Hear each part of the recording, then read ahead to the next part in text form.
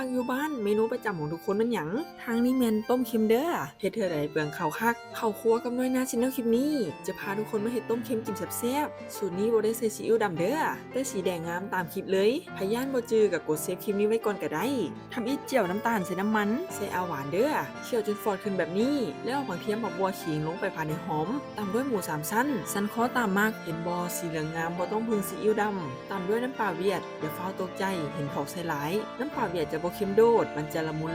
หอมๆนัวๆให้บ่มีก็ใส่น้ำปลาปกติก็ได้ตามด้วยผงนัวดื่มน้ำตามด้วยพริกไทยและเกลือหน่อยนึงตุนไฟอ่อนๆประมาณ 30-40 นาทีแล้ววางล้อถ่ากับมาปอกไข่ต้มทางนี้ก็ให้ผู้ซอยตัวน้อยปอกจะว่าปอกจังไดต้มมา7หน่วยลากิน2หน่วยแล้วแกกินแต่ไข่ขาวอีกได้ใครมีวิธีเฮ็ดให้เด็กน้อยกินไข่แดงในน้ำแดง มาต่อ20นาทีผ่านไปเขาจะมาเสกหม้อต้มเค็มก่อนตักน้ำมันถึงหน้าออกคั้นน้ำโบกกระเติมน้ำให้พอดีกับตอนตามด้วยไข่ต้มต่ออีก10นาทีปิดท้ายด้วยผักหอมหมกเพชรแล้วต้มเค็มเฮาตักข้าวฮ้อนๆมาเลยราดถึงข้าวคนละจานคือจบใครอยากชิมต้มเค็มรสชาตินี้ลองไปเฮ็ดชิมเบิ่งเด้อ